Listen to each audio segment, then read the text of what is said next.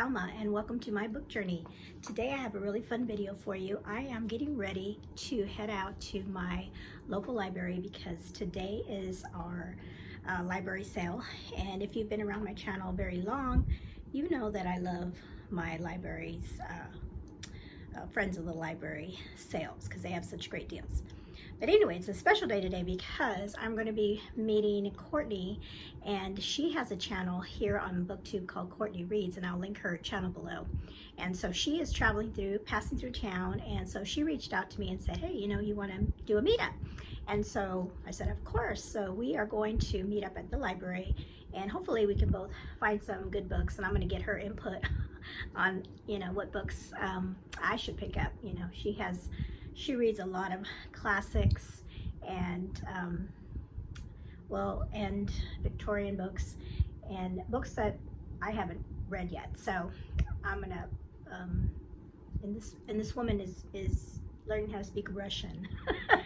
So I'm so inspired by her, you know. So I'm gonna get with her today and get to know her a little bit better, and then, like I said, hopefully she can help me maybe pick out some good books, or find some good books, or give me some tips on some authors that she enjoys, and hopefully she'll be able to find some books that she enjoys too. So we'll see how it goes. We'll see you in a little bit.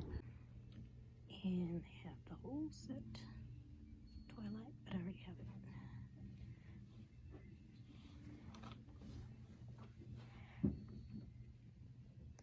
It's the YA section.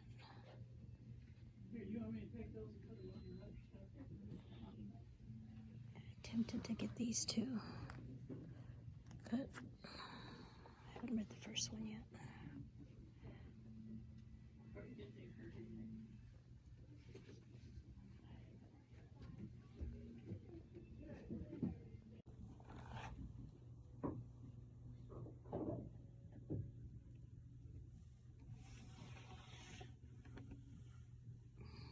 Looks pretty interesting.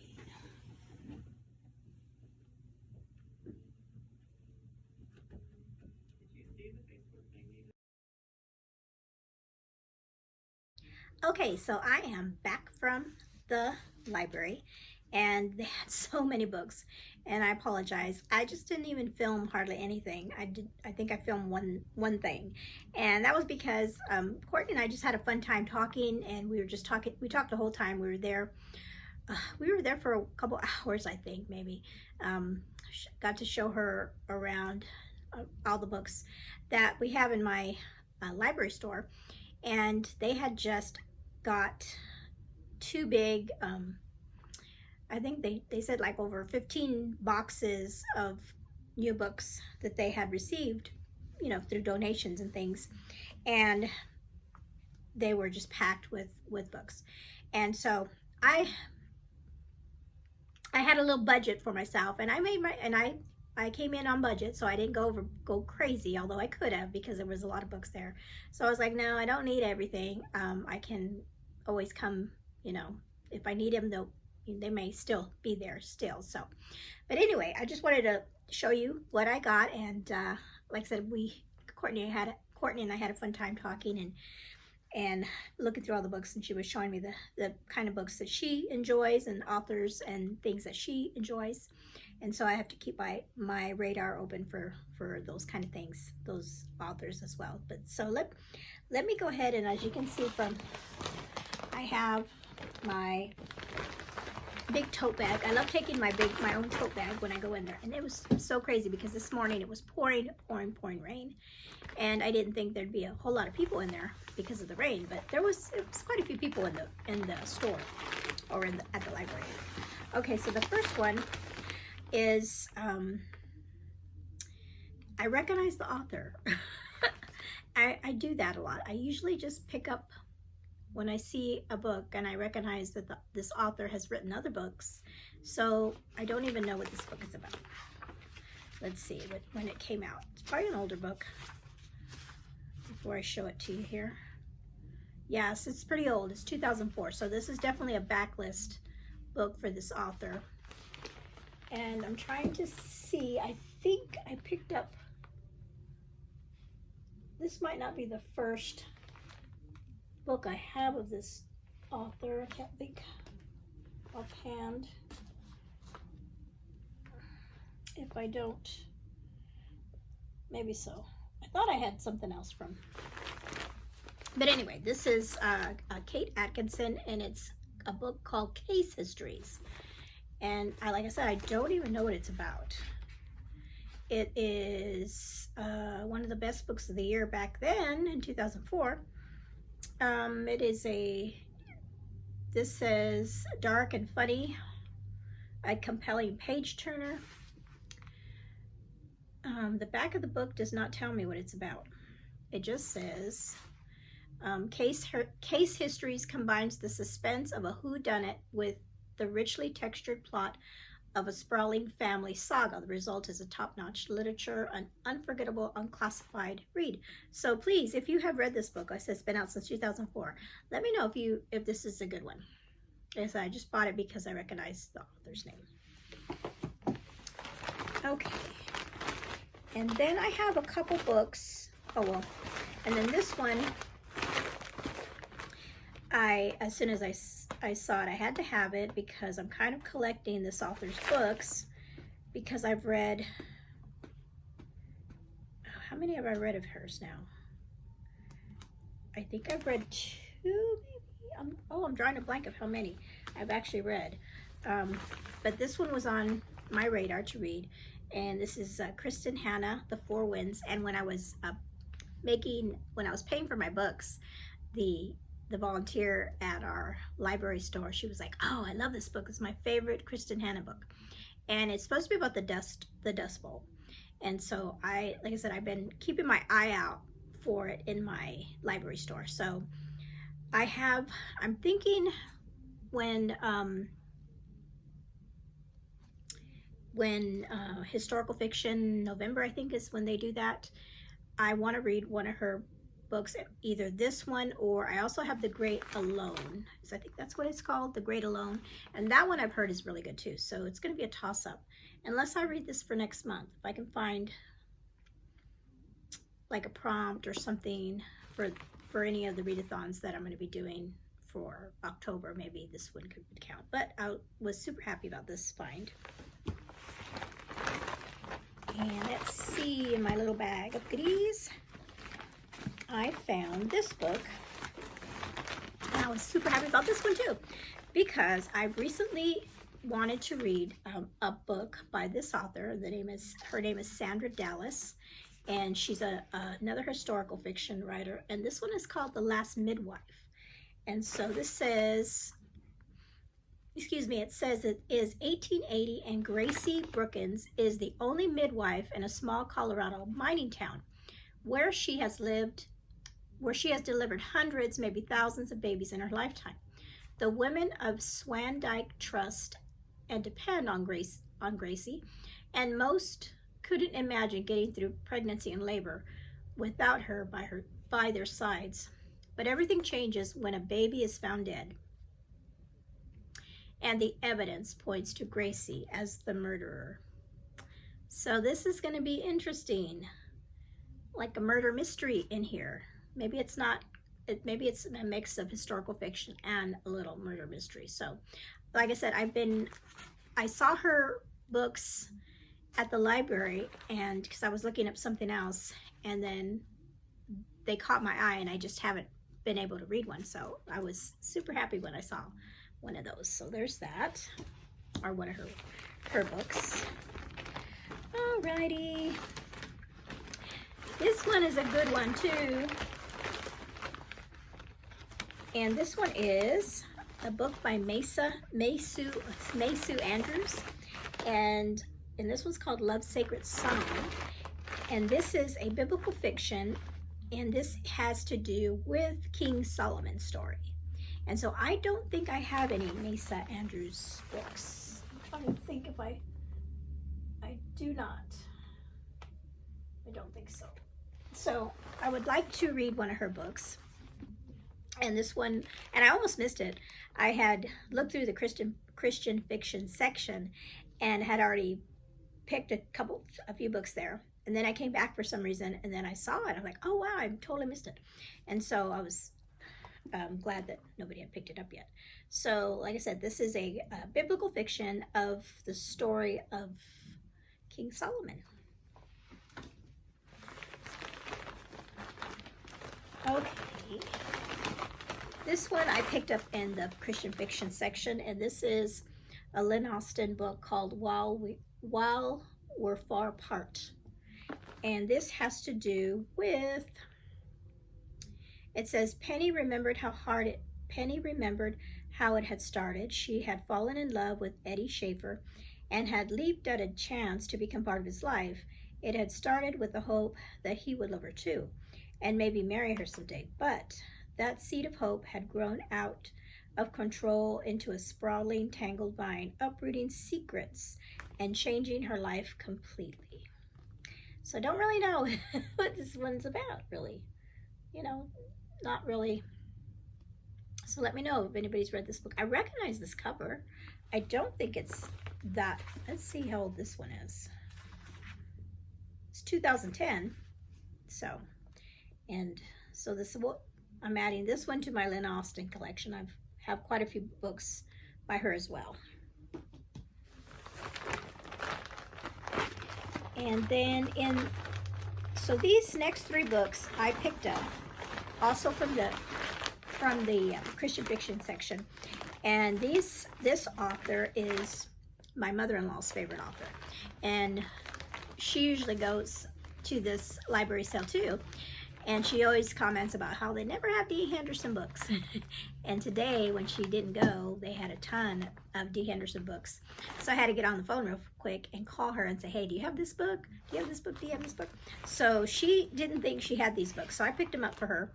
And so I will take those over to her later, maybe tomorrow. This one's called God's Gift by D. Henderson. And she didn't think she had it. This is a shorter, maybe a novella. And then this one is called Before I Wake. And my mother-in-law really loves suspense, Christian fiction suspense. And that's what D. Henderson writes. And then this one is called The Witness. So they also had her O'Malley series. I think they had all the books, but my mother-in-law already had those, so didn't get those. And then the last two books I got were for my daughter, for her homeschool, to add to maybe our morning basket and things like that. So this one is called 100 More Words Every High School Graduate Should Know. So I thought that was that would be a pretty good one. You know, words that they should know. And let's see. And we can, learn a word a day kind of thing. I think that's pretty cool. So that was a fun find. And then this one, she may not like this one when I read her the title. This one says, Beyond Texting, the Fine Art of Face-to-Face Communication for Teenagers. This is going to be a fun one to do because, I'm, I don't text, but I use my phone a lot. And so it's always in your face. So this is really good. Beyond Texting, the Fine Art of Face-to-Face Communication. So this, like I said, it's going to be interesting how we do with this book, what she thinks. So, okay, so those are all the books I got today. But I did want to, I forgot in my last video that I went to the library to pick up some books that I never talked about the books I picked up. So, I showed them in my video, but I didn't talk about them. And I don't know if I'm going to get around to reading these books this month, but I would really like to, or maybe push them off into next month if I can hold them. But this book, it sounded really interesting. It's called The 10,000 Doors of January. I saw somebody talk about it here on Booktube. And it's a fantasy, I believe. It talks about, it says, in a sprawling mansion filled with peculiar treasures, January Shaler or Shaler, is a curiosity herself. As the ward of the wealthy Mr. Locke, she feels little different from the artifacts that decorate the halls, carefully maintained, largely ignored, and utterly out of place. Then she finds a strange book, a book that carries the scent of other worlds and tells a tale of secret doors, of love, adventure, and danger. Each page turn reveals impossible truths about the world, and January discovers a story increasingly entwined with her own. So, sounds pretty interesting, and the person that I saw talk about it said they seemed to enjoy it. So, and it's what a pretty cover, pretty fall cover book. And then this one I probably will not, I don't know. I didn't realize it was this chunky until I picked it up at the, although maybe it's just large print. It might be large print. But this one's called The Rose Code by Kate Quinn. And this one is a dual timeline. Well, real close in time, 1940, 1947. But it is about, as England prepares to fight the Nazis, 3 very different women answer the call to mysterious county estate Bletchley Park, where the best minds in Britain train to break German military codes. So it's a code breaking book, well, the Rose Code. So, and I've heard that this is really good too.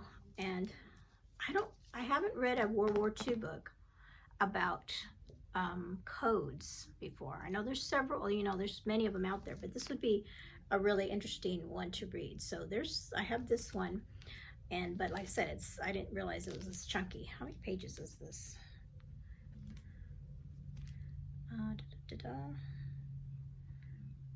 Ooh, 600 and something.